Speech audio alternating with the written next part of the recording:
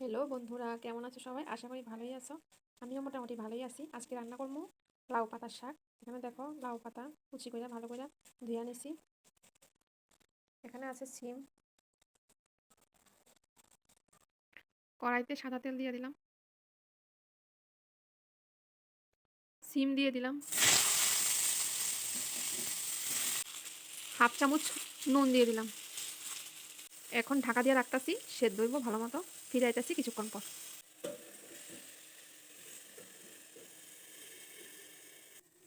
ঢাকা উঠিয়ে নিতেছি।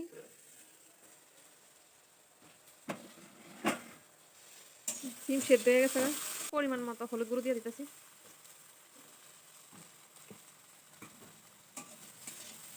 নাড়াচাড়া কইরা ভাজা নিমু।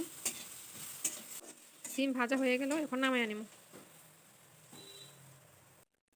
এখন লাউ পাতা দিয়ে দিতেছি। অল্প পরিমাণে নুন দিয়ে দিলাম।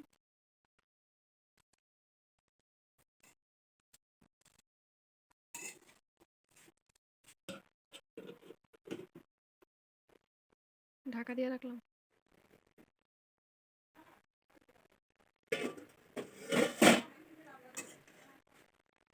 ঢাকা উঠিয়ে নিলাম। পরিমাণ মতো হলুদ গুঁড়ো দিয়ে দিলাম।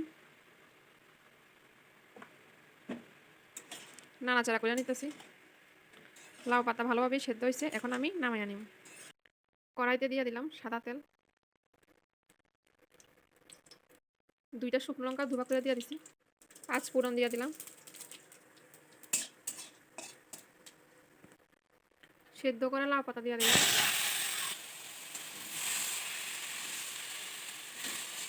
নাড়াচাড়া করে নিলাম। 3টে কাঁচা লঙ্কা দিয়ে দিলাম।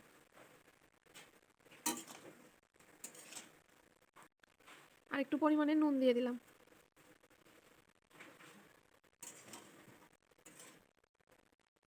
নাড়াচাড়া করে নিতেছি।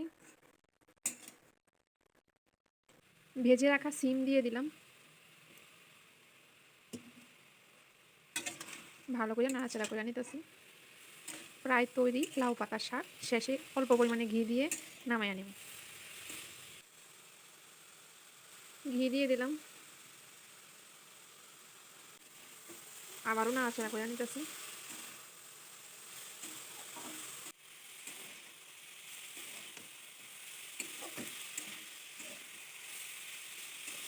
লাউ পাতার শাক তৈরি, এখন নামাইয়া নিব। আজকের রেসিপি তোমরা কেমন লাগলো অবশ্যই কমেন্ট করে জানাইবা। টাটা, ফিরাইতাছি নেক্সট কোনো ব্লগ নিয়ে। Thank you.